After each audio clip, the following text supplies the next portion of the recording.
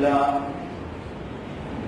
نحمده ونستعينه ونعوذ بالله من شرور أنفسنا ومن سيئات أعمالنا من يهده الله فلا مضل له ومن يضلل فلا هادي له وأشهد أن لا إله إلا الله وحده لا شريك له وأشهد أن محمدا عبده ورسوله أما بعد فإن خير الحديث كتاب الله وخير الهدي هدي محمد صلى الله عليه وسلم وشر الأمور محدثاتها وكل محدثة بدعة وكل بدعة ضلالة وكل ضلالة في النار.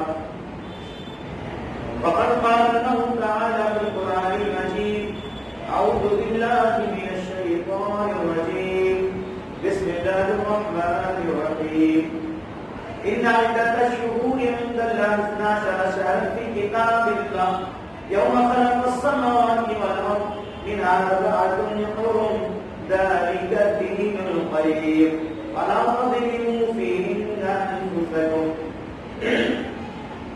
رب اشرح لي صدري ويسر لي أمري واحلل عقدة من لساني يفقهوا قولي. محترم حاضرین، ساری تعریف ساری بڑائی اس اللہ کے لیے ہے جو ساری کائنات کا اکیلا سچا اور حقیقی معبود ہے. درود و سلام اللہ کے تمام رسولوں اور سارے نبیوں پر، ان کی آن پر، ازواج پر، ان کی امتیوں پر، خاص کر اپنے حساب اللہ تعالیٰ درود و سلام حضرت محمد مصطفیٰ صلی اللہ علیہ وسلم پر، ان کی ریاض پر، ازواج پر، ان کی موحد امتی پر. ہم جس مہینے سے گزر رہے ہیں یا جو مہینہ ہمارے اوپر سایہ فلن ہے وہ رجب کا مہینہ ہے. یوں تو ہر ایک مہینہ اپنی جگہ درست ہے، بہتر ہے، اور اس کے برعکس چند ایسے مہینے ہیں جن کے متعلق خصوصی طور پر کچھ قصے کہانیاں بھی بہت مشہور ہیں. انہی مہینوں میں سے یہ رجب کا بھی ایک مہینہ ہے جو اپنی جگہ بڑا محترم ہے، حرمت و عزت اور احترام کے قابل مہینہ ہے. لیکن جتنی زیادہ اس مہینے کی حرمت اور عزت ہے اتنی ہی زیادہ اس مہینے سے متعلق خرافات، قصے، کہانیاں گڑے ہوئے ہیں اور مشہور کیے ہیں. لوگوں نے اس مہینے کو کوڑے کا مہینہ سمجھا ہے. آج انشاءاللہ کوڑے کے متعلق کچھ تفصیل میں ہم جائیں گے، لیکن اس سے پہلے دیکھتے ہیں کہ اللہ تعالیٰ نے مہینوں کے بارے میں کیا تعلیم دی ہے، کیا پیغام دیا ہے. اعوذ باللہ من الشیطان الرجیم ان عدۃ الشہور عند اللہ 12 شہرا فی کتاب اللہ. پروردگار عالم اس آیت کے اندر ارشاد فرماتا ہے کہ بے شک مہینوں کی گنتی اللہ کے یہاں 12 ہے. فی کتاب اللہ، اللہ کی کتاب میں یوم خلق السماوات والارض.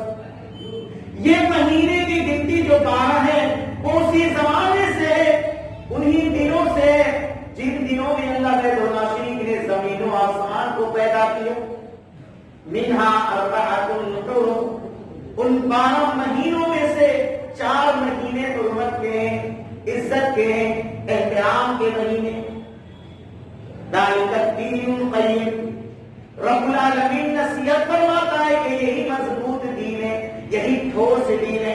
وَلَا تَظْلِمُوا فِيهِنَّ أَنفُسَكُمْ، اے ایمان والو تم ان مبارک مہینوں میں اپنے اوپر کسی طرح کی زیادتی نہ کر لینا، تم ان مہینوں میں اپنے اوپر کوئی ظلم نہ کر لینا.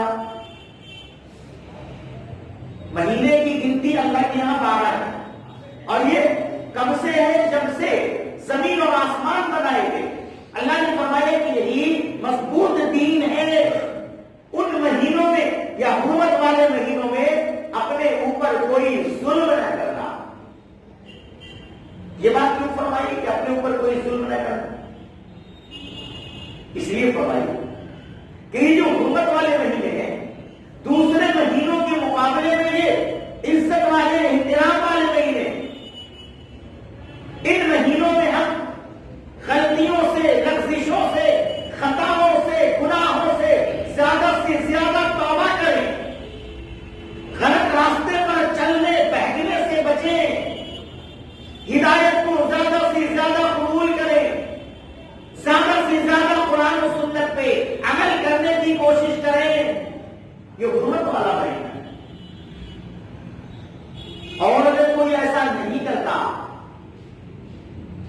گناہ پر بسد ہے، غلطیوں پہ ڈٹا ہوا ہے، خلاف شرع امور کا آج بھی پابند ہے، تو پروردگار عالم فرماتا ہے کہ تمہاری غلطی حرمت والے مہینوں میں دوسرے مہینوں کے مقابلے میں زیادہ ظلم ہے، تمہیں اس کی زیادہ سے زیادہ سزا دی جائے، کیونکہ ایک طرف تم نے پروردگار عالم کی نافرمانی بھی کی، دوسری جانب تم نے حرمت والے مہینوں کے حرمت کو پامال کیا۔ تو ان حرمت والے مہینوں میں تم جو غلطیاں کرو گے تو ان غلطیوں کی سزا بھی تمہیں کئی گنا زیادہ ملے گی، تو یہی تمہارا اپنے اوپر ظلم کرنا ہے، یہ مت کرو، کیونکہ جب قیامت کے دن پروردگار عالم کے سامنے تمہاری پیشی ہوگی اور جب تمہارے حرمت کے مہینوں کے اعمال کو دیکھا جائے گا تو تم نے ان حرمت کے مہینوں میں گناہ کا کام بھی کیا ہے، زیادتی کا کام بھی کیا ہے، نافرمانی کا کام بھی کیا ہے، تو ظاہر ہے ان گناہوں کی سزائیں تم کو زیادہ سے زیادہ دی جائے گی، تم ان گناہوں کی سزا کو جھیل نہیں پاؤ گے، تو تمہارے اوپر ان مہینوں میں گناہ کرنا خود ایک ظلم ہے، وَلَا تَظْلِمُوا فِيهِنَّ أَنفُسَكُمْ، تو تم ان مہینوں میں اپنے اوپر ظلم نہ کرو۔ مہینہ کوئی بھی ہو، مہینوں کو اللہ نے پیدا کیا ہے، اللہ نے بنایا ہے، یہ مہینے بھی اللہ کی مخلوق ہے، ہماری طرح، آپ کی طرح اور دیگر مخلوقات کی طرح، زمین کی طرح، آسمان کی طرح، یہ مہینے بھی اللہ کی مخلوق ہیں، اور بعض لوگوں نے بعض مہینوں کو نحس اور بعض مہینوں کو صاد قرار دیا،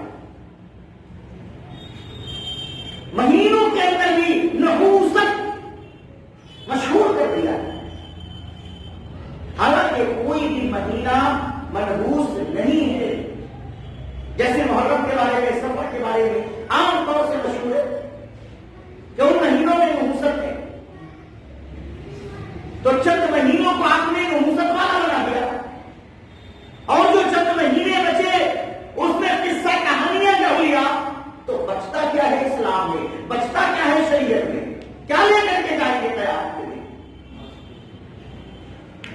اپنی طرف سے شریعت کے اندر کسی چیز کو داخل کرنا بڑا سے بڑا گناہ ہے، کبیرہ سے بڑا گناہ ہے، یہ جھوٹ بولنا کبیرہ گناہ ہے، غیبت کرنا کبیرہ گناہ ہے، چوری کرنا کبیرہ گناہ ہے، زنا کرنا کبیرہ گناہ ہے، اور اس سے بھی بڑا گناہ پیارے نبی صلی اللہ علیہ وسلم کی شریعت میں اپنی مرضی سے کسی بات کو شامل کر دینا، جبکہ پروردگار عالم نے جناب محمد رسول اللہ کو پوری کائنات والوں کے لیے آئیڈیل بنا کر بھیجا،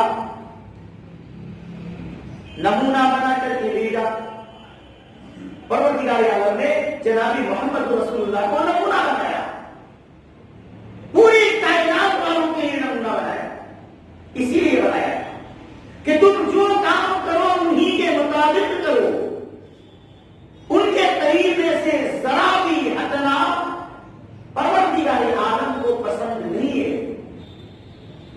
آپ صرف ایک سجدہ جو سنت کے مطابق ہو اللہ کے ہاں پیش کریں گے تو اس کا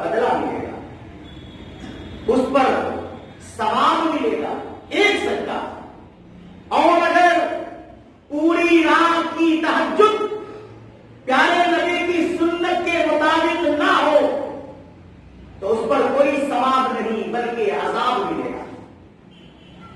ایک روزہ جو نبی کسی بندے نے رکھا پیارے نبی کے طریقے پر اگر اس نے ایک روزہ رکھا پروردگار عالم کیا اس کا ایک روزہ اس کی نجات کا ذریعہ تو بن سکتا ہے. مگر کسی انسان نے پوری زندگی روزہ رکھا اور نبی کے طریقے پر نہیں تو پھر اس کی پوری زندگی کا روزہ اس کی نجات کا ذریعہ نہیں بن سکتا بلکہ پروردگار عالم کے اطاعت کا ذریعہ بنے گا. رب العالمین نے اس پوری کائنات کے لیے محمد رسول اللہ کو کیوں بنایا؟ ہم کون سا کلمہ پڑھتے ہیں؟ لا الہ الا اللہ. نہیں ہے کوئی معبود سوائے اللہ کے. سیدھا سادہ معنی ہے کوئی معبود نہیں ہے اللہ کے سوا، کوئی معبود نہیں ہے.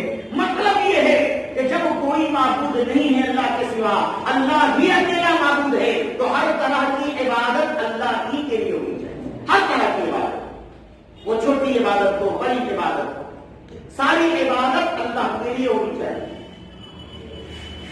جیسے دعا عبادت ہے، اب دعا عبادت، یہ دعا جو ہے یہ عبادت ہے. دعا کا معنی ہے پکارنا، مصیبت میں پکارنا یہ دعا ہے اور یہ بہترین عبادت ہے. رب ذوالجلال کو مصیبت کے وقت پکارنا پروردگار عالم کو بہت خوش کر دیتا ہے. اس بندے نے مجھ پر یقین کیا، اعتماد کیا، یہ بندہ مجبور ہے، لاچار ہے اور مجھے پکار رہا ہے. رب العالمین خوش ہوتا ہے. یہ دعا اس کی عبادت ہے. نظر و نیاز پروردگار عالم کی عبادت ہے. وما نظرتم من نظر، قرآن مقدس میں نظر کا تذکرہ فرمایا رب العالمین نے کہ اے لوگوں تم جو کچھ نظریں مانتے ہو اس کا بھی علم اللہ کو ہے. پیارے نبی نے فرمایا اگر کوئی انسان غیر اللہ کے لیے نظر مانے، نافرمانی کی نظر مانے، تو وہ اس نافرمانی کی نظر کو پوری نہ کرے، اور اگر اللہ کی فرما برداری کی نظر مانے تو اس فرما برداری کی نظر کو پوری کر لے. تو یہ نظر، یہ نیاز، یہ دعا، یہ سب اللہ کی عبادت ہے. تو لا الہ الا اللہ کے مفہوم یہ بتلاتا ہے کہ جتنی عبادتیں ہم کرتے ہیں وہ سب صرف اللہ کے لیے ہونی چاہیے، وہ سب صرف اللہ کے لیے ہونی چاہیے. تو اب بات یہ ہے کہ ہم کس طریقے پر اللہ کی عبادت کریں. ساری عبادت جو اللہ کے لیے ہونی چاہیے تو کس طریقے پر اس کو اللہ تعالیٰ نے یہاں سمجھایا، دین کے اس کلمے کے اندر بتایا. محمد رسول اللہ، جس طریقے سے اللہ کی علاوہ کوئی معبود نہیں، اسی طریقے سے اب کوئی رسول ایسا نہیں ہے جس کی سنت ہمارے درمیان رائج ہونا کی سو. ہمارے درمیان صرف جناب محمد رسول اللہ ہی کا طریقہ ہے. تو اللہ کی جتنی عبادت کریں محمد رسول اللہ ہی کے طریقے پر کریں تبھی قابل قبول ہے، ورنہ وہ ریجیکٹڈ ہوگا، اس کو اللہ تعالیٰ قبول نہیں کرے گا. تو اللہ تعالیٰ نے جناب محمد رسول اللہ کو آئیڈیل بنایا. اللہ کے نبی صلی اللہ علیہ وسلم کے زمانے میں بھی سارے مہینے آتے تھے، گزر جاتے تھے. اللہ کے نبی صلی اللہ علیہ وسلم نے کسی مہینے کی نسبت اس طرح کی باتیں نہیں بیان. قرآن و حدیث میں اس طرح کی باتیں نہیں ملتی ہے جو آج کل لوگوں نے کر لیا ہے بطور خاص رجب کے مبارک مہینے. صحیح حدیث کے ذریعے سے اس مہینے کی حرمت تو ثابت ہے، لیکن اس مہینے میں کرنے کے لیے کوئی خاص عمل اللہ کے رسول نے نہیں بتایا. کیا کریں اس مہینے میں؟ یہ کچھ نہیں بتلایا. آپ جو کر رہے ہیں اس پر مداومت کرتے ہیں، مداومت کرتے. یہ حرمت والا مہینہ ہے، گناہوں سے توبہ کریں. کفار مشرکین بھی حرمت کے مہینے کا احترام کرتے تھے، لڑائیاں بہت کرتے تھے، قتل و غارت غریب ان کا شیوا تھا، لوٹ مار پیٹ ان کی گھٹی میں تھا. لیکن جب حرمت کا مہینہ شروع ہوتا تو ان تمام گناہوں سے توبہ کر لیتے اور اپنے تمام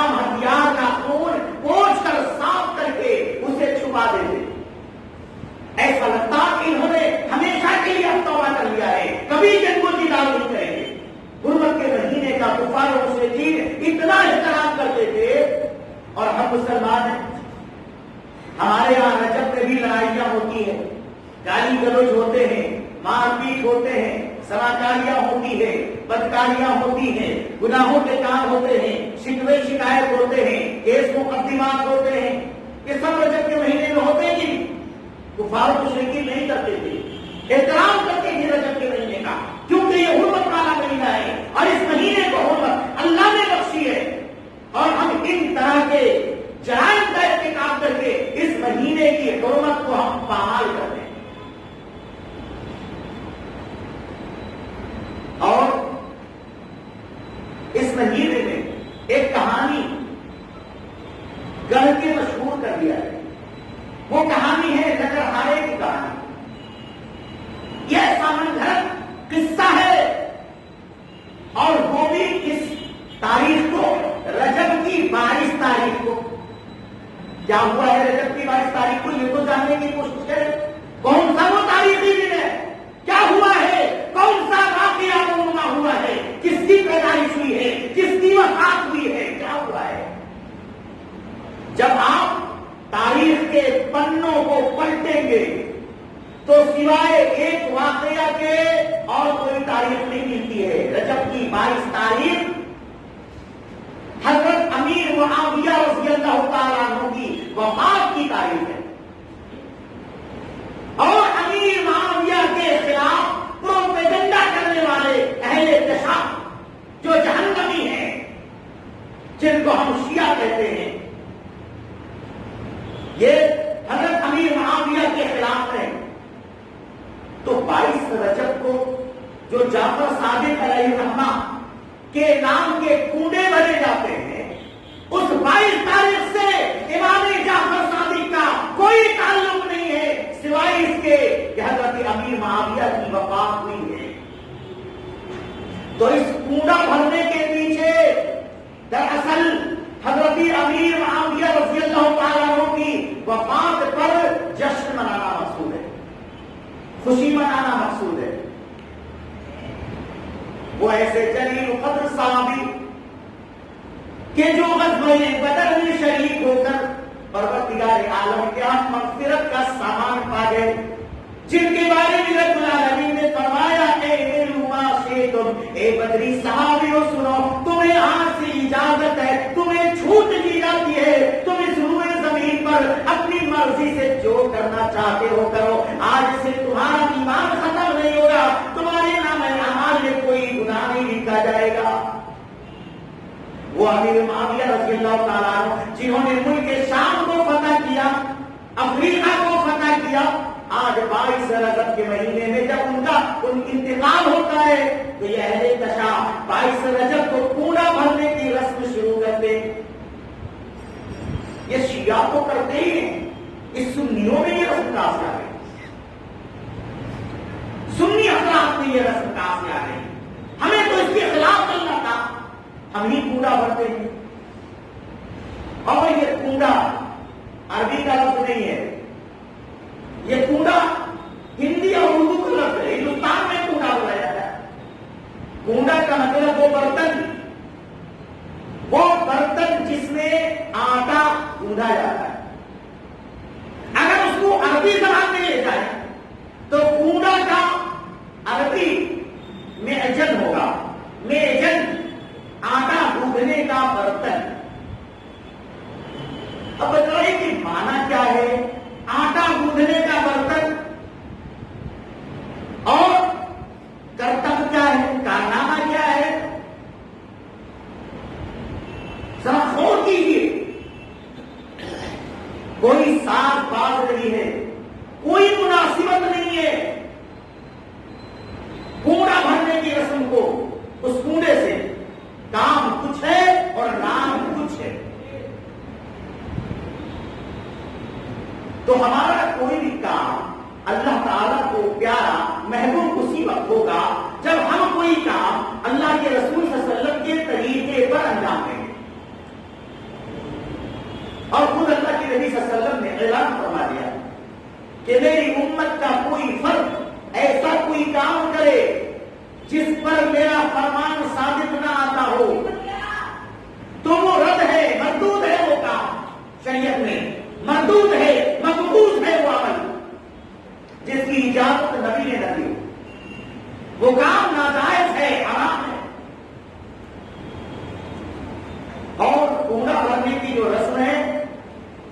یہ 100 سال پرانی بھی نہیں ہے، 100 سال بھی اس کو نہیں ہوا۔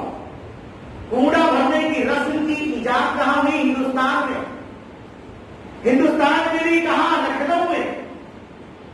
حضرت امام جعفر صادق کہاں کے تھے؟ مدینہ کے تھے، اور یہ رسم ایجاد ہو رہی ہے ہندوستان میں۔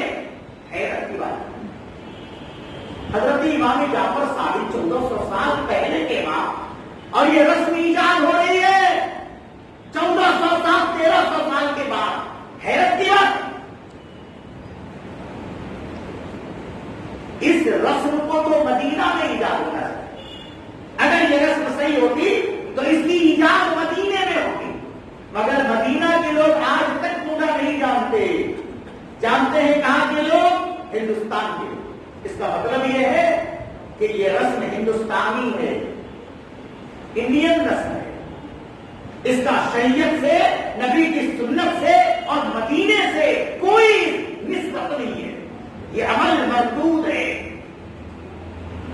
اہل تشا کا عمل ہے۔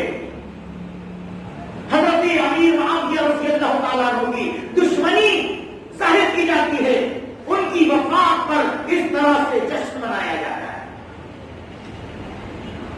کوڑے کی رسم بن جاتی۔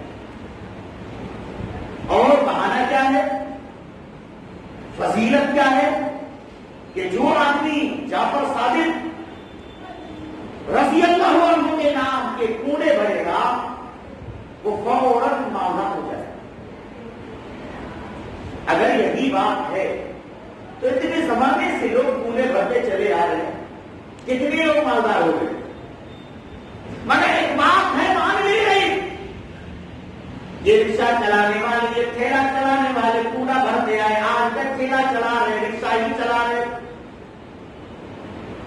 اس لیے ایسی رسموں سے ہمیں اجتناب کرنی چاہیے، یہ فضول کی رسمیں ہیں جو اس معاشرے میں ایجاد کر دی گئی اور اس میں عورتوں کو مبتلا کر دیا گیا۔ کہا جاتا ہے کہ مدینہ میں ایک لکڑ ہارا تھا، کثیر العیال تھا، کئی بال بچے تھے اس کے، مگر روزیاں بڑی تنگ تھی، مشکل سے گزر بسر ہوتا تھا، جنگلوں سے لکڑیاں کاٹ کر لاتا تھا، جس دن لکڑیاں بک جاتی کھانے کا کچھ انتظام ہو جاتا، اگر لکڑی نہیں بکتی تو فاقہ کشی کی نوبت آتی۔ ایسے حالات کو اس نے سوچا کہ کیوں نہ یہ شہر ہی چھوڑ دے، کہیں اور چلے جائے، شاید وہاں جا کر کوئی بندوبست ہو جائے۔ اگر وہاں بھی گیا، دوسرے شہر بھی گیا تو اس کا مقدر نہیں پلٹا، وہیں کا وہیں، بہت پریشان، بلکہ اور زیادہ پریشان۔ اب اس کے پاس اتنی بھی دولت نہیں تھی، اتنی بھی پاوا بھی نہیں تھی، اتنے بھی پیسے نہیں تھے کہ وہ سواری کر سکے اور پھر مدینہ اپنے بال بچوں کے پاس واپس آ سکے۔ ادھر لکڑہارے کی وہ بیوی جو تنگی سے بسر کر رہی تھی، جس کے بچے سسکیاں لے کر دھوپ کی وجہ سے روتے تھے، اس نے روزگار تلاشا، بادشاہ کے دربار میں گئی، وہاں نوکری مل گئی، جھاڑو لگانے کی نوکری، ڈیوری میں جھاڑو لگاتی۔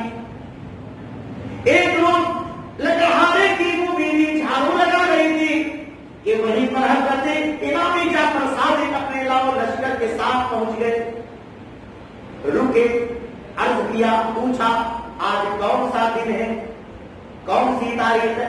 کہا جناب عالی آج رجب کے مہینے کی 22ویں تاریخ ہے۔ حضرت امام جعفر صادق نے پوچھا تمہیں اس کی فضیلت معلوم ہے کہ نہیں؟ لوگوں نے کہا آپ کو زیادہ معلوم ہے۔ حضرت امام جعفر صادق نے فرمایا کہ آج 22 رجب کی فضیلت یہ ہے کہ جو شخص بھی میرے نام کا کوڑا بھرے گا پروردگار عالم سے مالدار بنا دے گا، دنیا کی ہر مصیبت سے رہائی دے دے گا، اور جو اس کا انکار کرے گا پروردگار عالم کا اس پہ عذاب مسلط ہو جائے گا۔ یہ کہہ کر وہاں سے وہ رخصت ہو گئے۔ لکڑہارے کی بیوی جو سن رہی تھی جھاڑو لگانا چھوڑ کر سب سے پہلے کوڑے کے بندوبست میں جڑے، ایک کوڑا خریدا اور پوری وغیرہ پکا دیا. حضرت امام جعفر صادق کے نام کے کنڈے بھرے فاتحہ دلایا.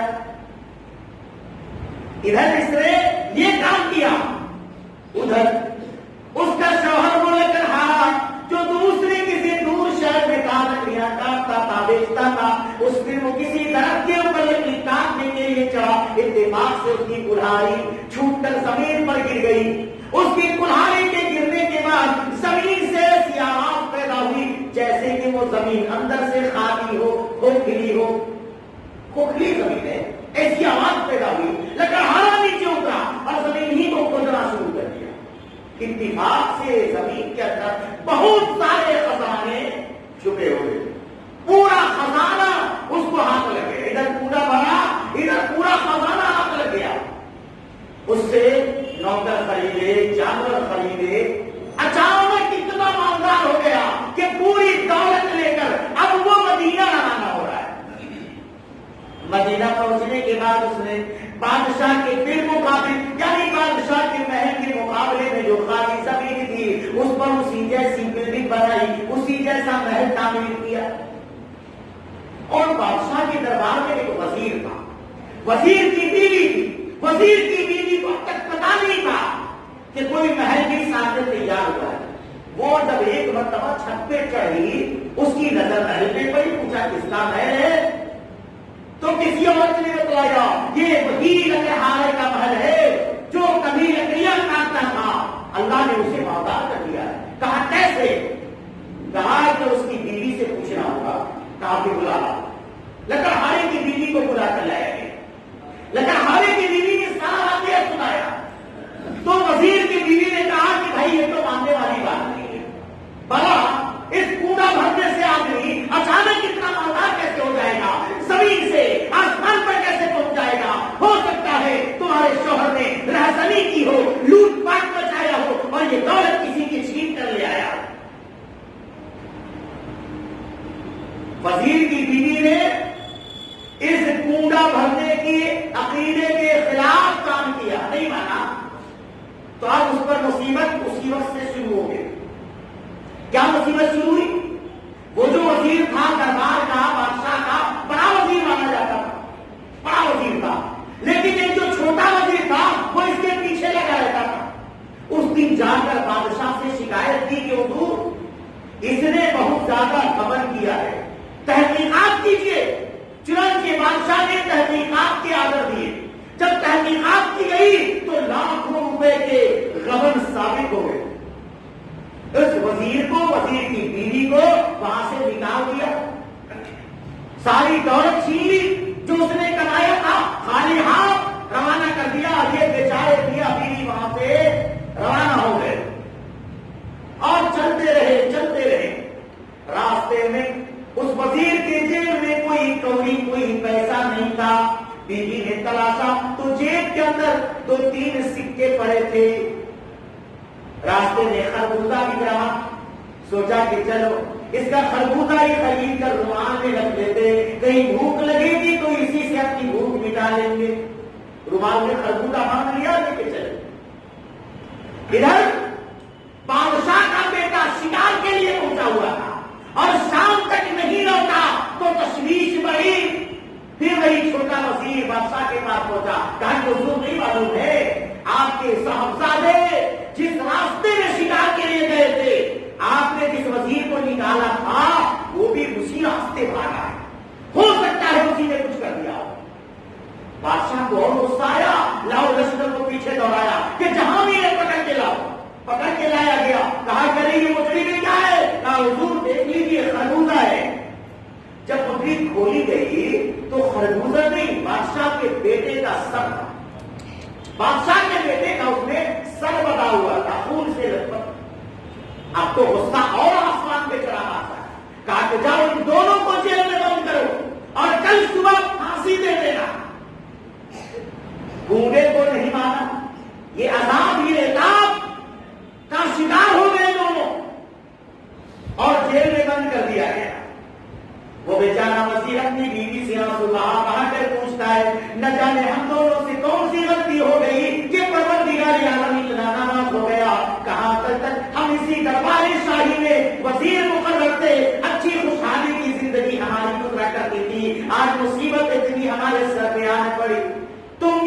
بھی یاد کرو، میں بھی یاد کرتا ہوں اللہ کی کون سی نافرمانی ہم نے کر لی ہے کہ پروردگار اعظم ہم سے اتنا ناراض ہو گیا ہے۔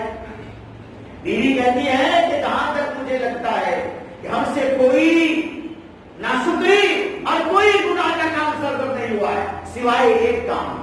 کون سا کام؟ کہا کہ لکڑہارے کی بیوی نے جعفر صادق، امام جعفر صادق کے سلسلے میں پورا بھرنے کی بات ہم سے کہی گی کہ اگر کوئی ایسا کرے گا تو مارکار ہو جائے گا، اور جو نہ اس کو مانے اس پہ اللہ کا عذاب نازل ہوگا۔ تو میں نے نہیں مانا، اس کا انکار کر دیا۔ تو وزیر نے کہا کہ بس یہی تو بہت بڑی غلطی ہے۔ چنانچہ وزیر نے فوراً کہا توبہ کرو، اور کسی بھی طرح سے کنواں بنانے کا وعدہ کیا اور کنواں بھرنے کی تیاری شروع کر دی۔ اب جیسے ہی سچے دل سے ان دونوں میاں بیوی نے توبہ کیا، کنویں کا انتظام کیا، ویسے ہی حالات بدلنے لگے۔ بادشاہ کا کھویا ہوا بیٹا، سر کٹا ہوا بیٹا، جس کا ابھی سر یہاں پڑا ہوا ہے پتری میں، کل اس کو اس کی وجہ سے پھانسی دیا جانا ہے، بادشاہ کا بیٹا سلامت اپنے گھر پہنچ گیا۔ بادشاہ ہے تمہارا تو کٹا ہوا سر نے دیکھا، تاکہ نہیں بالکل نہیں ٹھیک ہو، کیسا کیسے ہو گیا؟ چلو ان دونوں مظلوم کو بلاؤ جو جیل میں ہیں۔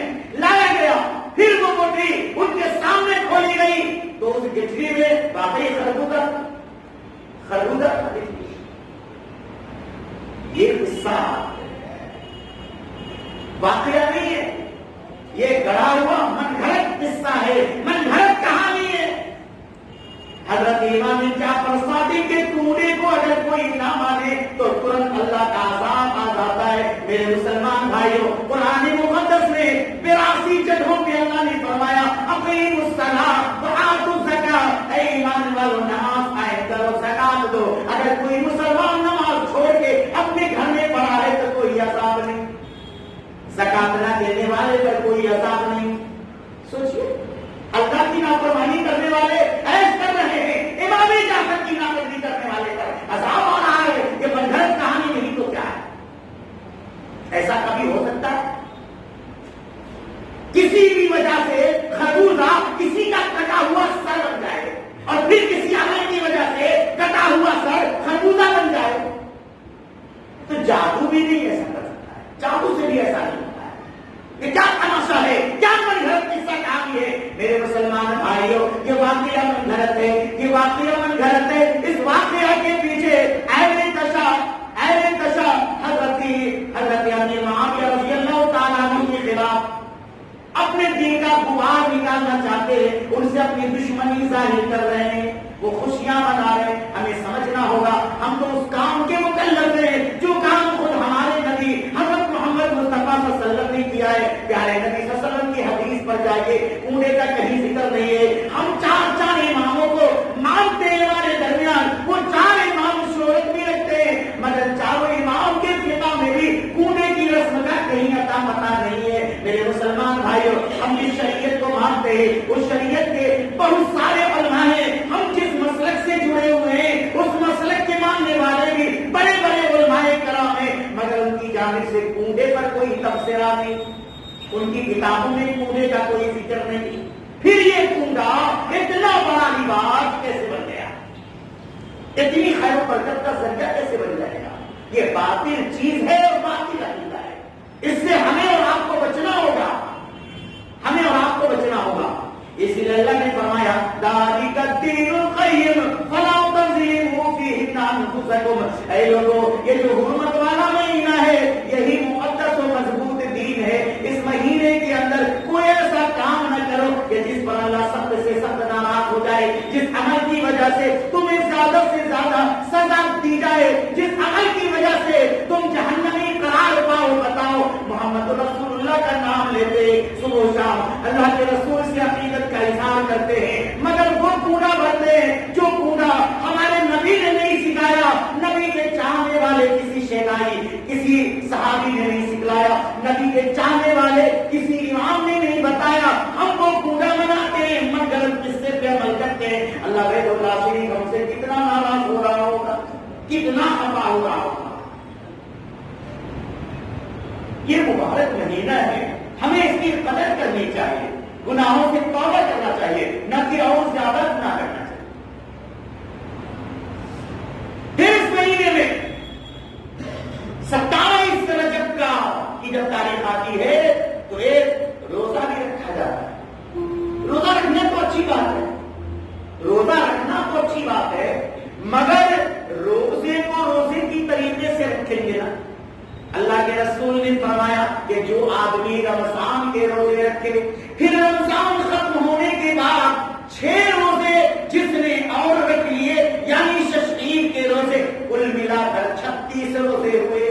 جس نے یہ روزے رکھے اس نے گویا پوری زندگی روزہ سے گزار دیا، پورا سال روزہ سے گزار دیا۔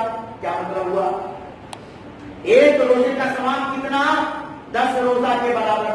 تو جس نے 30 روزہ رمضان کا اور 6 روزہ ششعیر کا، یعنی کل ملا کر 36 روزے رکھے، تو سال میں کتنے دن ہوتے ہیں اردو تاریخ کے اعتبار سے؟ 360۔ تو 360 روزے کے برابر 36 روزے کا ثواب ہوا کہ نہیں ہوا؟ جو روزہ اللہ نے فرض کیا تھا، جو روزہ اللہ کے نبی صلی اللہ علیہ وسلم نے رکھنے کا حکم دیا، اس روزے کا ثواب ایک روزے کے بدلے میں 10 روزے کے برابر ثواب ہے۔ مگر یہ رجبی روزہ ہزاری روزہ کے نام سے مشہور ہے۔ رجب کی 27 تاریخ کو ایک روزہ کوئی رکھے تو 1000 روزے کے برابر ثواب۔ یہ تو رمضان کے فرض روزے سے بھی بڑا ہوتا ہے، پھر رمضان کا روزہ کیوں رکھے بھائی؟ ایک مہینے کا روزہ رکھے تو 300 روزے کا ثواب ملے۔ ہم بے وقوف بن گئے، ہمیں تھوڑا ڈھکا روزہ رکھ کے رمضان کا چھوڑ دینا چاہیے، 1000 روزے کا ثواب اس میں رکھا ہوا ہے۔ یہی نا مطلب ہوا؟ پروردگار عالم کے حکم کو حقیر اور ذلیل بتانا کہ جس کا حکم اللہ نے دیا ہے اس میں ثواب کم ہے، اور ہم نے جو ایجاد کیا ہے اس میں ثواب زیادہ ہے۔ اے لوگوں، اللہ کی بات چھوڑو، ہماری بات مانو۔ یہی تو تعلیم دی جا رہی ہے۔ رجبی روزے کا پیغام یہی ہے کہ لوگوں رجبی روزہ رکھو، رمضان کا چھوڑو، کوئی فائدہ نہیں ہے۔ اتنی مشکل سے 330 روزے رکھ کر 300 روزے کا ثواب ملتا ہے، رجب میں ایک روزہ رکھو تو 1000 روزے کا ثواب ہے۔ یہ خرافات ہے جو اس شریعت محمدی کے ماننے والے نے غلطی سے رائج ہو، ان سے ہمیں توبہ کرنے کی ضرورت ہے۔ ڈھونڈنا ہے کہ اللہ کے نبی صلی اللہ علیہ وسلم بھی کون کون سا عمل کرتے تھے۔ پیارے نبی صلی اللہ علیہ وسلم بھی روزہ رکھتے تھے، ہر مہینے میں روزہ رکھتے تھے۔ پیارے نبی صلی اللہ علیہ وسلم ہر مہینے میں روزہ رکھتے تھے اور اپنی امتی سے فرماتے تھے اگر تمہیں روزہ رکھنا ہے تو ہر مہینے میں ایام 20 کے 3 روزے رکھو، ایام 20 کے 3 روزے رکھو ہر مہینے میں۔ یہ سنتی روزہ ہے، اللہ کے نبی کا فرمان ہے، یہ سنت سے ثابت ہے، مگر ہم تو وہ نہیں رکھتے۔ اللہ کے رسول ہر سوموار کو جمعرات کو روزہ رکھتے تھے، یہ سنت سے ثابت ہے، لیکن ہم تو وہ روزہ نہیں رکھتے۔ اور جو روزہ نبی نے نہیں رکھا، آخر کیا وجہ ہے کہ ہم اسی پہ آمادہ ہیں، اسی پہ وزیرت وہی کریں گے جو کام ہمارے رسول نے نہیں کیا ہے، ہم وہی کریں گے۔ یہ کون سی ضد ہے میرے بھائی، کون سی ضد ہے؟ اگر ہمیں واقعی ثواب مقصود ہے اور اللہ کے رسول صلی اللہ علیہ وسلم سے محبت ہے تو ہم وہ عمل کریں جو اللہ کے رسول کو پسند تھا اور جس عمل کو اللہ کے نبی صلی اللہ علیہ وسلم نے انجام دیا ہے۔ پیارے نبی صلی اللہ علیہ وسلم سے پوچھا گیا اے اللہ کے رسول یہ سوموار کا روزہ آپ کے رکھتے ہیں؟ پیارے نبی نے جواب دیا لأنی ولدت فیہ، میں سوموار کا روزہ اس لیے رکھتا ہوں کہ میری پیدائش سوموار کے دن ہوئی، سوموار کے دن ہوئی، اور سوموار سال میں ایک بار نہیں آتا، ہر ہفتے میں ایک دن آتا ہے۔ اللہ کے رسول اس دن پیدا ہوئے، پوری دنیا کو سب سے بڑا سوغات، سب سے بڑا تحفہ، سب سے قیمتی سرمایہ اللہ نے عطا کر دیا سوموار کے دن۔ اس سے بڑی خوشی کا کون سا دن مسلمانوں کی زندگی میں ہو سکتا ہے؟ ہماری زندگی میں سوموار آئے، گزر جائے، احساس بھی نہ ہو کہ آج سوموار کا دن ہے، آج بھی ہمارے حضرت پیدا ہوئے، ہمارے رسول پیدا ہوئے، اور اللہ کے رسول آج کے دن روزہ رکھتے تھے، اب بھی روزہ رکھتے، کبھی خیال نہیں پیدا ہوتا۔ لیکن یہ رجبی روزہ کا احساس ہوتا ہے، 15 شعبان کے روزے کا خیال آتا ہے۔ یہ سارے وہ روزے ہیں جو صحیح حدیث سے ثابت بالکل نہیں، من گھڑت اس سے کہانیوں پر مبنی باتیں ہیں، یہ سب ان تمام فلا تظلموا فیہن انفسکم، اے لوگوں ان حرمت والے مہینوں میں کوئی ایسا کام نہ کرنا جو کام اللہ نے نہ بتلایا اور ہمارے نبی نے نہ سمجھایا ہو، کیونکہ اگر تم ایسا کام کرو گے اس کی سزا تمہیں دی جائے گی، یہ تمہارے اوپر خود سے کرنا ظلم کرنا ہوگا۔ فلا تظلموا فیہن انفسکم، تم اپنے اوپر کوئی ظلم نہ کر لو، کوئی ایسا کام نہ کرو جو قرآن سے حدیث سے ثابت نہ ہو، جو اللہ اور محمد رسول اللہ کے فرمان سے ثابت نہ ہو۔ اے ایمان والوں کوئی ایسا کام نہ کرو۔ لقد كان لكم في رسول الله اسوة حسنة، اے ایمان والوں تم سب لوگوں کے لیے اللہ کے نبی کی ذات میں اسوہ ہے، نمونہ ہے، اللہ کے رسول کی ذات میں تمہارے لیے نمونہ ہے، بس ہمیں اس نمونے کے مطابق کرنا ہے، کام بظاہر چھوٹا ہو مگر اللہ کے رسول سے ثابت ہے، ہمارے لیے وہ کام چھوٹا نہیں ہو سکتا، ہمارے لیے وہ کام بڑا ہے۔ پیارے نبی نے فرمایا کہ کسی نیکی کو حقیر نہ سمجھو، کسی نیکی کو حقیر نہ سمجھو۔ سب سے چھوٹی نیکی کیا ہے؟ راستے پر چلتے ہوئے چبھنے والی کوئی چیز دکھ جائے، شیشے کا کانچ کا ٹکڑا دکھ جائے، کیل کانٹا دکھ جائے، یہ خیال پیدا ہو کہ انسانیت کا خسارہ ہے، کسی بھائی کے پاؤں میں نہ چبھ جائے، لہذا اسے ہٹا کر سڑک کے کنارے ڈال دیا تاکہ میرے کسی بھائی کو اس سے تکلیف نہ پہنچ جائے۔ اور اللہ کے نبی نے اس بات کا حکم دیا ہے، اماطۃ الاذی عن الطریق، راستے پر اگر کوئی تکلیف دہ چیز دیکھو تو اسے ہٹا دو۔ یہ پیارے نبی کا طریقہ ہے، یہ سنت ہے، اور ہم تو تکلیف دہ چیزوں کو راستے ہی میں ڈال دیتے ہیں۔ اپنے دروازے گھر کے ارد گرد کو جھاڑو سے صاف کیا اور جو کچرا بچا اسے روڈ پہ ڈال دیا، ہے نا؟ پانی پھینکنا ہے روڈ پہ پھینک دیا، تو ہم تکلیف دہ چیزوں کو راستے پہ ڈال دیتے ہیں۔ کیلا کھایا چھیلتا ساتھ پہ، کسی کی گاڑی کا چکا اس پہ گیا، بیچارہ بائک والا سلیپ کر کے کہیں اور گیا، تو یہ راستے سے تکلیف دہ چیز کا ہٹانا نیکی کا کام ہے۔ اور اللہ کے رسول نے فرمایا کسی نیکی کو حقیر نہ جانو، یہ وہ نیکی ہے جو اللہ کے نبی کے فرمان عمل سے بھی ثابت ہے۔ تو ہمارے لیے یہ نیکی بہت بڑی چیز ہے، ہم کریں گے، دل و جان سے کریں گے، کیونکہ ہمارے نبی صلی اللہ علیہ وسلم سے یہ ثابت ہے، اس نبی سے جس سے ہم پیار کرتے ہیں، اس نبی سے ثابت ہے جس سے ہم محبت کرتے ہیں، اور جس نبی کی محبت ہمیں جنت میں لے جانے والی ہے۔ پیارے نبی نے فرمایا من احب بسنتی فقد احبنی، جس آدمی نے میری سنت سے پیار کیا، میری سنت سے محبت کیا، اس آدمی نے سچ مچ اور یقیناً مجھ سے محبت کیا۔ ومن احبنی کان معی فی الجنہ، اور جس آدمی نے مجھ سے محبت کیا وہ آدمی میرے ساتھ جنت میں ہوگا۔ ہم اور آپ اللہ کے رسول کے ساتھ جنت میں اگر رہنا چاہتے ہیں، اور کون نہیں رہنا چاہتا ہے، رہنا چاہتے ہیں تو ہمیں وہ کام کرنا ہوگا۔ وہ کام کیا ہے؟ اللہ کے رسول صلی اللہ علیہ وسلم کی سنت سے محبت۔ اور سنت کیا ہے؟ وہ کام جو نبی نے کیا، وہ کام جو نبی نے کرنے کو کہا، یہ سنت ہے، ہمیں اس سنت سے محبت ہونی چاہیے۔ اگر محبت سنت سے ہے تو یہ نبی سے محبت ہے، اور اگر نبی سے محبت ہے تو اس آدمی کا انجام کیا ہے؟ اللہ کے رسول کے ساتھ اس طرح جنت میں معیت میں جنت، معیت کا ذکر آیا، معیت ساتھ میں رہنے کو کہتے ہیں، کوئی فرق نہیں، کوئی جدائی نہیں، بیچ میں کوئی فاصلہ نہیں، ایک دم اللہ کے رسول صلی اللہ علیہ وسلم کے ساتھ وہ آدمی جنت میں جائے گا جس کو نبی کی سنت سے پیار ہوگا۔ تو اللہ کے نبی صلی اللہ علیہ وسلم کی سنت سے ہمیں محبت کرنے کی ضرورت ہے۔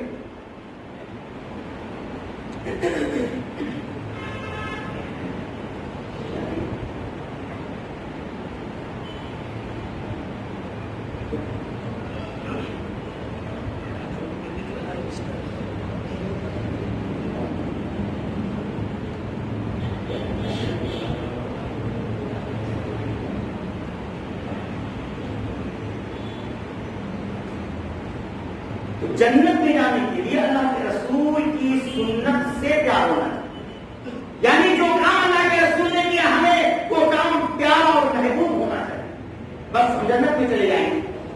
تو ہمیں دیکھنا پڑے گا کون سا کام اللہ کے رسول نے کیا اور کون سا کام نہیں کیا۔ قرآن حکم دیتا ہے وَمَا آتَاكُمُ الرَّسُولُ فَخُذُوهُ وَمَا نَهَاكُمْ عَنْهُ فَانْتَهُوا۔ اے ایمان والو، تم نے اللہ کے رسول جو دے اسے لے لو اور جن باتوں سے روک دے منع کر دے اسے رک جاؤ۔ اللہ کے رسول نے کیا کیا؟ جو کر کے دکھایا وہ کرنے کا کام دیا، اسے لینا ہے۔ اللہ کے رسول نے جو کر کے دکھایا اسے لینا ہے، اور اللہ کے رسول جن کاموں سے رک گئے ہمیں رک جانا ہے۔ اللہ کے رسول نے 6 رجب کا دیگ نہیں چڑھایا، 22 رجب کے کونے نہیں بھرے، ہمارے نبی نے 27 رجب کا ہزاری روزہ رجبی روزہ نہیں رکھا، پیارے نبی نے وہ کام کیا ہی نہیں۔ اللہ کے رسول نے وہ عمل ہمیں دیا نہیں، بلکہ اللہ کے نبی نے خود نہ کر کے دنیا والوں کو اس کام سے روک دیا، منع کر دیا۔ جس کام کو نبی نے نہیں کیا وہ کام ہمارے لیے کیا ہے؟ منع ہے۔ رسول نے نہیں کیا، تم کون ہو کرنے والے؟ تو ہم بعض لوگ سوال کرتے بھائی منع کہاں ہے؟ منع ہونا ضروری نہیں ہے، منع ہونا ضروری نہیں ہے۔ عیدگاہ میں عید کی نماز سے پہلے اگر کوئی نفلی نماز پڑھتا ہے، عیدگاہ میں عید کی نماز سے پہلے اگر کوئی 2 رکعت نماز پڑھنا چاہتا ہے، کام تو بڑا اچھا ہے، یہ کام گڑبڑ تو نہیں ہے، کام بڑا اچھا ہے، مگر اللہ کے رسول کی سنت کے خلاف ہے۔ اللہ کے رسول نے کبھی عیدگاہ میں نماز پڑھی ہی نہیں۔ اب ہم کہیں کہ کام منع ہے، منع کی کیا ضرورت ہے؟ جو کام رسول اللہ نے نہیں کیا وہ منع ہی کو ہے۔ حضرت عمر فاروق نے ایک آدمی کو دیکھا کہ وہ عیدگاہ میں آیا، نماز عید سے پہلے جیسے ہی اس نے نیت باندھی کہ ان کا کپڑا زور سے پکڑ کے چھٹک دیا، اس کی نیت ٹوٹ گئی، بیٹھ گیا وہ آدمی۔ کہا کہ حضور آپ نے تو ایسا دھکا مار کے گرا دیا جیسے لگتا ہے کہ ہم جہنم میں جا رہے ہیں۔ حضرت عمر فاروق نے کہا کہ بالکل تم جہنم ہی میں جا رہے۔ کہا کہ یہ کون سی بات ہوئی؟ نماز پڑھنے سے آدمی جہنم میں چلا جاتا ہے۔ حضرت عمر فاروق نے کہا کہ تم نماز پڑھنے کی وجہ سے جہنم میں نہیں جاتے، بلکہ اللہ کے رسول کی سنت کی نافرمانی کی وجہ سے جنت میں جاتے، کیونکہ یہ کام اللہ کے رسول نے نہیں کیا، اور جو کام رسول اللہ نے نہیں کیا تم کرو گے تو رسول اللہ کی نافرمانی ہوگی، اس نافرمانی کی وجہ سے جنت میں جاتے، نماز پڑھنے کی وجہ سے۔ تو منع کہاں ہے؟ منع کہاں ہے؟ اگر یہ بات لائی جائے تو ہمیں کوئی دکھلا دے حدیث کی کسی کتاب میں کہ پورب رخ گھوم کر کوئی نماز نہیں ہے کہیں منع؟ اتر گھوم کے نماز پڑھنے کی ممانعت کہیں ہے؟ ہم پڑھیں گے؟ یہ تو بکواس سی بات کی بھائی، کہاں منع ہے یہ دکھلائیے، بخاری شریف میں کہاں منع ہے کہ کوڑا مت کیجیے؟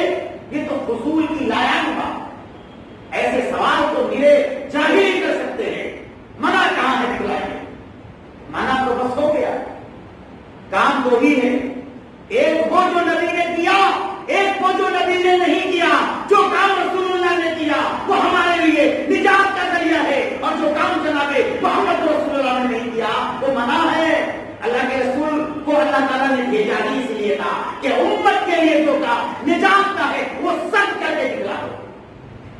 تو نجات کا جتنا کام تھا ہمارے نبی نے وہ سب کر کے دکھلا دیا، اور جو کام نجات کا نہیں تھا اللہ کے رسول نے وہ کام نہیں کیا۔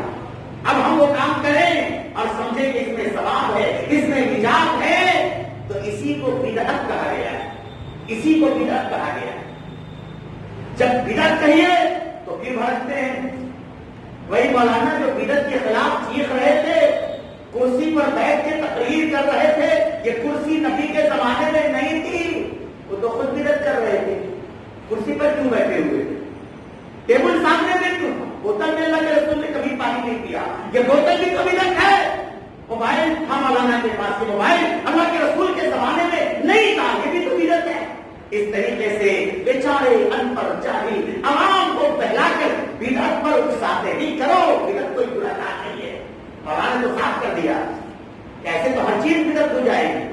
ईद का मकान अल्लाह के रसूल के जमाने में नहीं था, सब बिदअत की तो है। तारीफ अल्लाह के रसूल के जमाने में नहीं थी, मस्जिदों में बिदअत की तो है। बिदअत माने नई चीज, नई चीज, नई चीज बिदअत नहीं है। बिदअत की एक अलग तारीफ है। हर वो अमल, हर वो काम जो कुरान और हदीस से साबित न हो और उस काम को सवाब के इरादे से किया जाए वो बिदअत, सवाब के इरादे से किया जाए तो बिदअत। हमारी अपनी जरूरत के लिए करें तो इसमें सवाब का कोई इरादा नहीं है। कुर्सी पर बैठना सवाब के लिए नहीं है, ये मोबाइल सवाब के लिए नहीं है, ये कालीन सवाब के लिए नहीं है, ये हमारी जरूरत है। ठंडक से बचने के लिए कालीन बिछा दिया कि फर्श की ठंडक से बचे, ये हमारी जरूरत है, इसको हटा के फेंक दीजिए तो फर्क नहीं करता। तो सवाब के इरादे से ऐसा कोई काम करना जो काम न अल्लाह ने बतलाया और न अल्लाह के रसूल ने समझाया वो भी रखे। बाकी हमारी जरूरत है, कुर्सी हो कि सोफा ये हमारी जरूरत है, पलंग हो कि मुसहरी ये हमारी जरूरत है, टेबल हो कि डेस्क ये हमारी जरूरत है, कालीन हो कि जासिम ये हमारी जरूरत है, बल्ब हो कि मार्करी ये हमारी जरूरत है, पुलाव हो कि बिरयानी ये हमारी जरूरत है।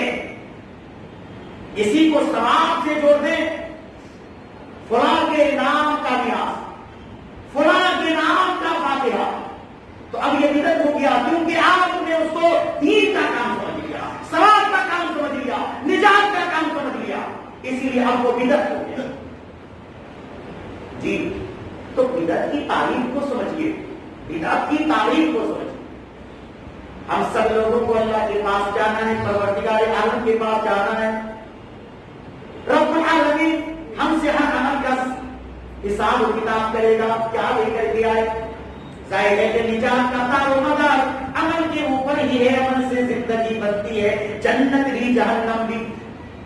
परवरदिगार आलम पूछेगा क्या लेकर के मेरे बंदे आए, देखो जरा, माशाअल्लाह अमाल की कमी नहीं है, बहुत रोजा है, बहुत नमाज है, बहुत ज़कात है, बहुत खैरात है, बहुत तिलावत है, बहुत है, मगर जब उसकी तहकीकात की गई तो किसी अमल पर हमारे नबी की मोहर ही नहीं। जी, नौकरी लग गई, नौकरी लग गई, खत आ गया, लेटर आ गया, जी ज्वाइनिंग लेटर है, डिक्लारे कर रहे, और ज्वाइनिंग लेटर पर महकमा का मोहर ही ना हो जाएगी ज्वाइनिंग, मिल जाएगी नौकरी, कोई सवाल ही नहीं है, फॉल्स हो जाएगा, आवाज हो जाएगा। वो लेटर सोने से क्यों न लिखा हो, सोने से क्यों न लिखा हो, महकमा का मोहर नहीं तो रिजेक्ट, आपको नौकरी नहीं मिल सकती। परवरदिगार आलम ने जनाब मोहम्मद रसूलुल्लाह को दुनिया में इसीलिए भेजा था कि जाओ मेरे नबी, मेरे हबीब, दुनिया में जाओ, मेरे बंदों से वो काम समझाओ जिस काम के करने से मैं अपने बंदे से राजी और खुश हो जाऊंगा। ऐ मेरे हबीब, मेरा कोई बंदा अगर तुम्हारे तरीके पर कोई काम लेकर के आएगा तो मेरा वादा है कि मैं उसको निजात दे दूंगा, मैं उसको माफ कर दूंगा, मैं उसको बख्श दूंगा, मैं उसको जन्नत में डाल दूंगा। अल्लाह ताला ने हमारे रसूल को भेजा इसीलिए। अब हम क़यामत के दिन अल्लाह की बारगाह में सब कुछ लेकर के पहुंच गए, मगर हमारे रसूल की सुन्नत का मुहर ही न लगा हो। यानी वो काम ऐसा है कि अल्लाह के रसूल ने किया ही नहीं, बहुत तिलावत है, मगर कब चौथाई में 40वां में इतना कुरान पढ़ा है, खत्म पे खत्म किया, 40 खत्म, 80 खत्म, बहुत तिलावत है माशाअल्लाह, तिलावत की कमी नहीं है, मगर ये तिलावत नबी से साबित कर रहा है। प्यारे नबी की तिलावत पे मुहर कहां है, अल्लाह कैसे कबूल करेगा।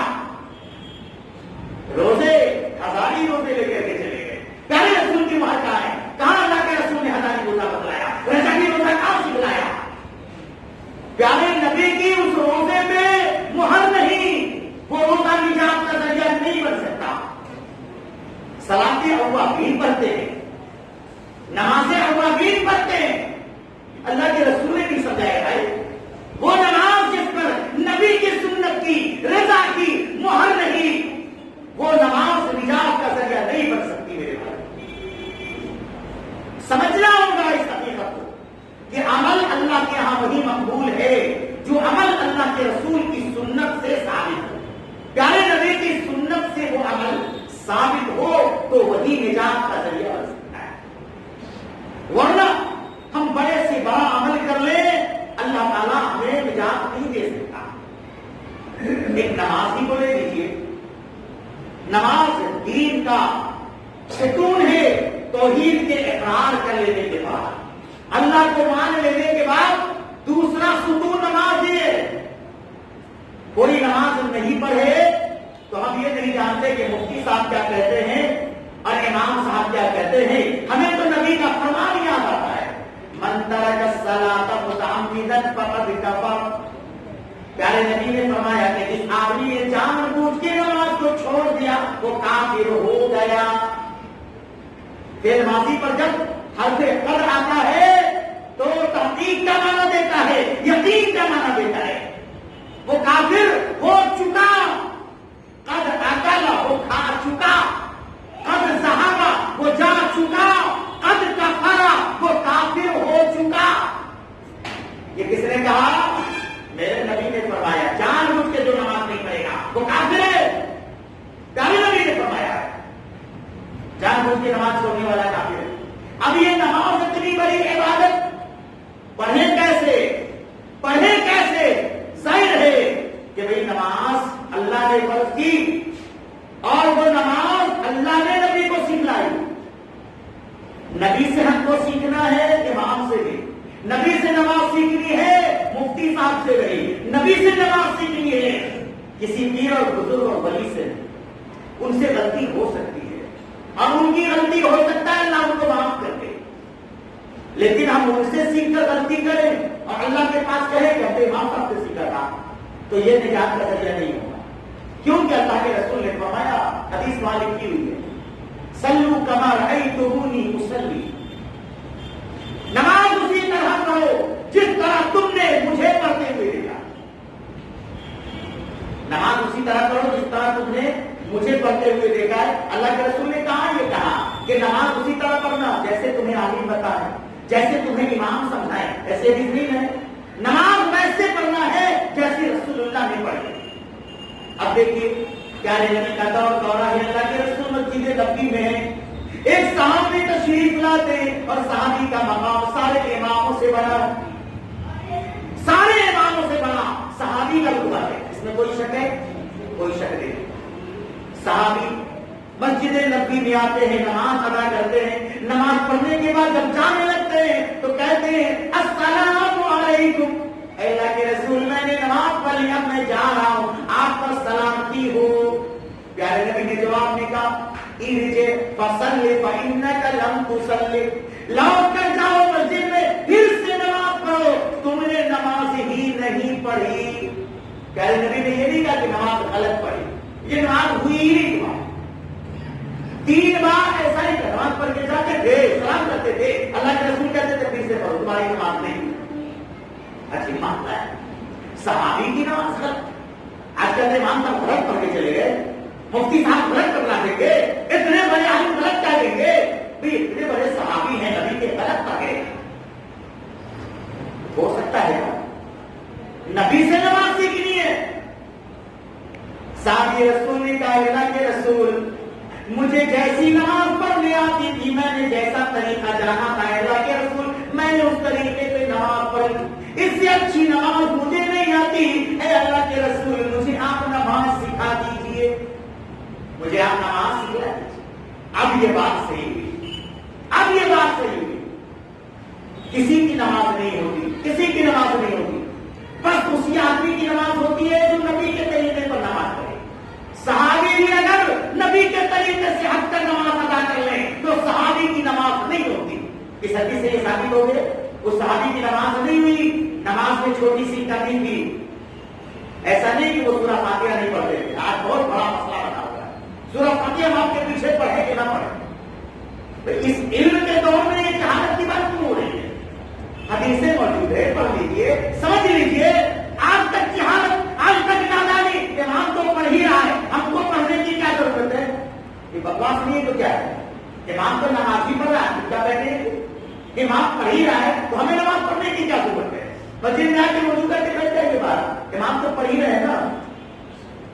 ہمیں تو یہ دیکھنا ہے کہ اللہ کے رسول نے کیا حکم دیا، تو جب اس صحابی نے عرض کیا اللہ کے رسول مجھے آپ نماز سکھلا دیجیے، تو پیارے نبی نے سکھلایا کہ جب تم نماز کے لیے کھڑے ہوا کرو تو سیدھے کھڑے ہو جاؤ، اور جب رکوع میں جاؤ تو اطمینان سے رکوع کرو، جب رکوع سے اٹھو تو اطمینان سے کھڑے ہو جاؤ، جب سجدے میں جاؤ تو اطمینان سے سجدہ کرو، جب سجدے سے سر اٹھاؤ تو اطمینان سے بیٹھ جاؤ۔ صرف اطمینان کی کمی تھی، باقی پوری نماز میں کوئی کمی نہیں، اطمینان کی کمی تھی۔ ایک رکوع سے ابھی سیدھے کھڑے نہیں ہوئے کہ پھر جھٹ سے سجدے، سجدے سے ابھی اٹھے نہیں کہ پٹ سے دوسرا سجدہ۔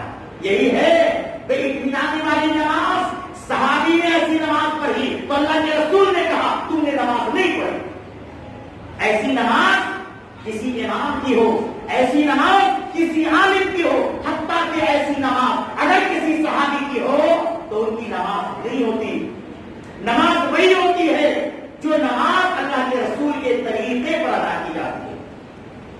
تو ہر عمل میں اللہ کے رسول کا طریقہ اللہ کو درکار ہے، ورنہ رسول نہیں بھیجتا، رسول نہیں بھیجتا۔ رسول کو اسی لیے بھیجا کہ جا کر ان کو نجات کا طریقہ سکھلا کر کے آؤ، وہ کام بتلا کر کے آؤ جو کام مجھے پسند ہے، اور اللہ نے وہ کام رسول اللہ کو بتایا، اور رسول اللہ صلی اللہ علیہ وسلم نے ہم امتیوں کو بتلا دیا۔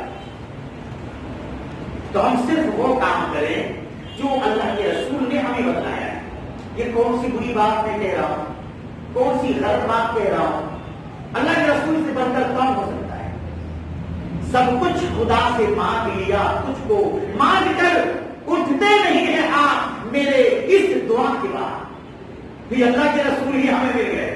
اب ہمیں کوئی امام نہیں چاہیے، ہمیں کوئی عالم نہیں چاہیے، ہمیں کسی کا فقہ نہیں چاہیے، ہمیں کسی کا فتویٰ نہیں چاہیے، ہمیں اللہ کے رسول کافی ہے۔ وہ رسول جو اپنے پہلے کے تمام نبیوں کے امام گزر گئے، ہمارے امام وہ کیوں نہیں ہو سکتے؟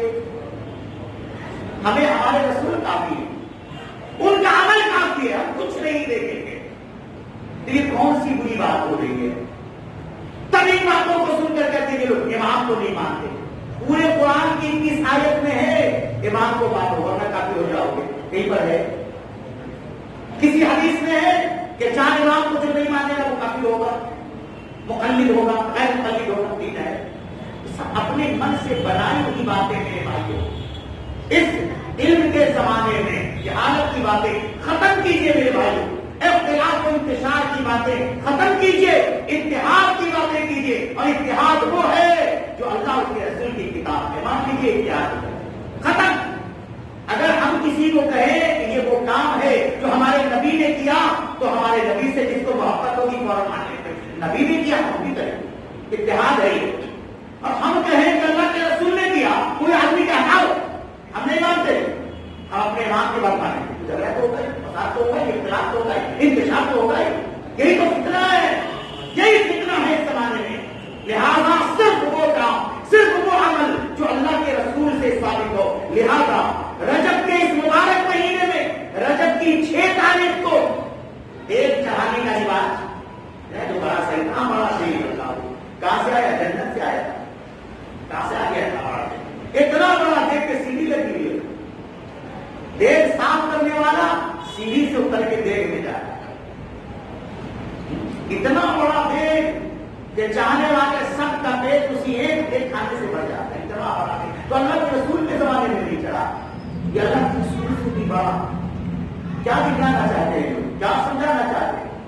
6 رجب کا دیگ، 22 رجب کا کنگا، 27 رجب کا روزہ اللہ کے رسول سے قطعاً ثابت نہیں ہے۔ اس لیے یہ سراسر گناہ کا کام ہے، ظلم کا کام ہے، زیادتی کا کام ہے۔ اور ہم پھر ایک بات کہتے ہیں جو ہماری قدیم بات ہے، پرانی بات ہے، اور آج بھی اس بات پر ہم اڑے ہوئے، ڈٹے ہوئے کہ میرے بھائی میری کوئی بات نہ مانی جائے، میری کوئی بات نہ مانی جائے، بلکہ میں نے آپ کو بتلا دیا کہ بات وہی صحیح ہے جو اللہ اس کے رسول سے ثابت ہو۔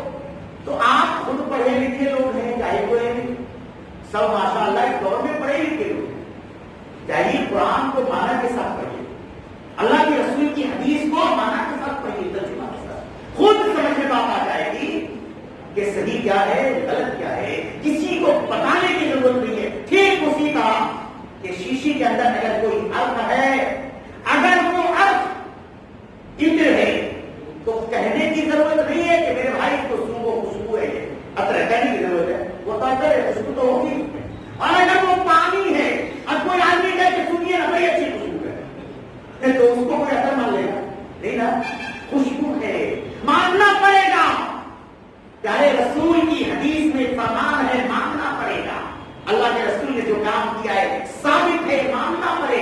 انکار کی اگر آپ جرات کرتے ہیں تو اللہ کے رسول کے دشمن ہیں آپ، اور جو کام اللہ کے رسول نے بتلا دیا اگر مان لیتے ہیں تو اللہ کے رسول کے شیرائی ہیں آپ، فدائی ہیں آپ، محب رسول ہیں، اور جس نے رسول اللہ سے محبت کی وہی جنت میں جائے گا، باقی کوئی نہیں۔ طوطا کی طرح رٹنے سے نہیں ہوگا۔ طوطے کو جو رٹا دیا گیا ہے کتاب میں ہم لوگ کو بچپن میں پڑھایا جائے گا، بہت سارے طوطے کو رٹا دیا گیا کہ شکاری آئے گا، جال بچھائے گا، دانا ڈالے گا، ہم لوگوں کو پھنسا کے لے جائے گا، اس میں پھنسنا نہیں، اتنی ساری بات سکھلا دیا اور سارے طوطے کو چھوڑ دیا۔ ہمیں اللہ کے رسول سے بڑی محبت ہے، ہمیں اللہ کے رسول سے بڑا عشق ہے، ہمیں اللہ کے رسول سے بڑا پیار ہے، ہمیں اللہ کے رسول سے بڑی ہمدردی ہے، ہم عاشق رسول ہیں، محب رسول ہیں، اتنا رکھا ہے نا طوطے کی طرح۔ اور جب شکاری آیا تو ہر ڈال پر بیٹھا ہوا طوطا یہی کہا مسئلہ نہیں۔ اب شکاری سندر کی کوئی نہیں پھنسے گی، چلو بھائی جال لگا کے دیکھتے، پھنسا تو کس نے؟ جال لگا دیا، دانا ڈال دیا، اب کچھ دور ہٹ گیا تو سارا طوطا یہ پڑ رہا ہے مسئلہ، جا کے پھنس بھی رہا، جا کے پھنس بھی رہا۔ یہ رکھنے سے نہیں ہوگا۔ اللہ کے رسول کا نام آئے تو بلک اٹھے، سسک اٹھے، کود اٹھے، تڑپ اٹھے، آنکھوں میں آنسو لے آئے، انگوٹھا چوم لیا، عشق کا محبت کا اتنا اظہار، صرف عشق کا محبت کا اظہار کرنے سے نہیں ہوگا۔ دیکھنا پڑے گا کہ آپ اللہ کے رسول کی بات کتنا تسلیم کرتے ہیں، اللہ کے رسول کا حکم کتنا مانتے ہیں، پیارے نبی کی سنت پر کتنا چلتے ہیں، یہ دیکھنا پڑے گا، دکھانا پڑے گا، تب آپ واقعی محب رسول ہیں۔ تو ہم مسلمانوں کی یہ ذمہ داری ہے کہ ہم سیکھیں۔ کہنے والے اس طرح کی باتیں کہیں گے، آپ کے بیچ میں کوئی قادیانی آ کر قادیانیت کے دعوے کو صحیح ہے، شکیل بن حنیف کے گنڈے آ کر آپ کے سامنے اس کے عقیدے کو پیش کرے گا۔ کہنے والے تو اتنے باطل اور خرافات مذہب کو لے کر کے آپ کے سامنے آتے ہیں، تو ہم کہنے پر تک چلتے رہیں گے، کب تک کہنے سننے کو مانتے رہیں گے؟ ہمارے پاس قرآن کی دولت موجود ہے، اردو زبان میں اس کا ترجمہ قرآن کی عبارت کے نیچے لکھا ہوا ہے، ہم اپنے سے پڑھیں، نہیں سنیں گے تمہاری بات، کسی کی بات نہیں سنیں گے، ہم اللہ کی بات، اللہ کے رسول کی بات مانیں گے، بس ہٹو، مجھے چھوڑ دو، ہم بھی پڑھنا چاہتے ہیں، آپ خود کیجیے، سب خود سے پڑھیں میرے بات، قسم خدا کی، خود سے قرآن و حدیث کو پڑھنے کے بعد آپ کو جو قبول ہوگا مجھے بھی منظور ہے، مجھے بھی منظور ہے، لیکن ان لوگوں کی طرح میں یہ نہیں کہوں گا کہ قرآن کو اپنے سے مت پڑھنا، حدیث کو اپنے سے مت پڑھنا، گمراہ ہوگا، نعوذ باللہ۔ قرآن حدیث کو ہدایت کے لیے آیا، اس کو پڑھنے سے اگر کوئی گمراہ ہو جائے، دوا مت کھانا، اور بیماری بڑھ جائے، یہ تو ہوا بھائی، بیمار ہے تو دوا کو کھانا ہی پڑے گا۔ محب رسول ہے، عاشق رسول ہے، محمد رسول اللہ سے محبت ہے جی، تو وہ دوا، عشق رسول کی دوا، محبت رسول کی دوا، تو انہیں کی حدیث، انہیں کا فرمان ہے، وہ تو دیکھنا ہی پڑے گا جی۔ تو یہ تو وہی ہوا نا کہ بھائی بیماری ہے، آپ کو نا دوا مت کھانا، بیماری بڑھ جائے گی، ہدایت کے لیے جو کتاب آئی مت کرنا، گمراہ ہو جاؤ گے، یہ تو وہی بات۔ ہم یہ نہیں کہتے، ہم تو کہتے ہیں کہ قرآن کو، حدیث کو آپ خود پڑھیے، سمجھ جائیں گے کہ حقیقت کیا ہے انشاءاللہ، اور اسی میں ہدایت۔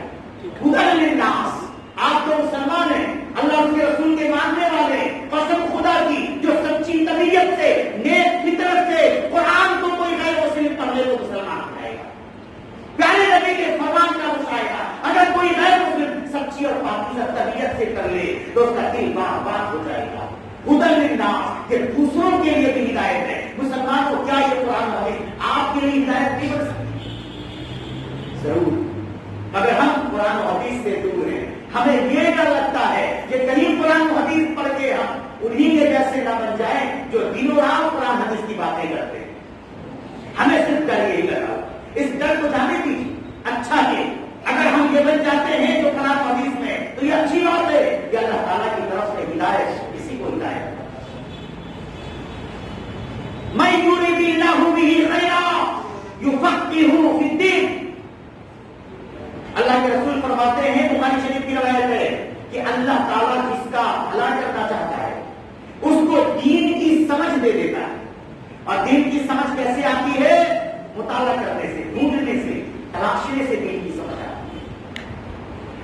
تو قرآن پڑھنے لگا، کوئی حدیث کا مطالعہ کرنے لگا، یقین مانیے کہ اللہ تعالیٰ اس کو کچھ دینا چاہ رہا ہے، اللہ تعالیٰ خیر کا ارادہ کر چکا ہے، بھلائی کا ارادہ کر چکا ہے، تبھی تو اللہ تعالیٰ نے اس کو دین کی سمجھ دی، دین کا چھوڑ دیا کہ وہ دنیا کی باطل کتابوں کو چھوڑ کر وہ حقیقت پر مبنی کتاب پڑھ رہا ہے جس سے اچھی دنیا میں کوئی کتاب نہ آئی نہ کبھی آ سکتی، وہ ہے قرآن اور حدیث۔ ہم اللہ تعالیٰ سے سارے بھائیوں کے لیے دعا کرتے ہیں کہ رجب کے مبارک مہینے میں جو حرمت کا مہینہ ہے، جو بدعتیں ہمارے درمیان آ چکی ہیں، بھٹک چکی ہیں، اے اللہ یہ غلطی سے ہمارے بیچ میں آ گئی ہے، ہم اس کی حقیقت کو نہیں جانتے، برسوں سے یہ رواج چلا آ رہا ہے، ہم دیکھا دیکھی کر رہے ہیں، اللہ ہماری اس غلطی کو معاف فرمانا۔ جو بھائی بہن اس جرم کے، اس غلطی کے شکار بنے ہوئے، اے اللہ ان کو ہدایت نصیب فرما، اے اللہ ان کو کونے کی فرسودہ باطل رسم سے توبہ کی توفیق عطا فرما۔ آمین۔ اے اللہ بطور خاص کہ رجب کے اس مبارک مہینے میں، حرمت والے مہینے میں ہمیں زیادہ سے زیادہ انابت اللہ کی توفیق عطا فرما، توبہ استغفار کی توفیق عطا فرما، سنت کے عمل کرنے کی توفیق عطا فرما، ہر طرح کی غلطی رسم و رواج اور خرافات سے اجتناب کی توفیق فراہم فرما۔ کہ اللہ ہمیں ہر گناہ سے توبہ کی توفیق عطا فرما، ہمارے سارے بھائیوں کے دلوں کو آپس میں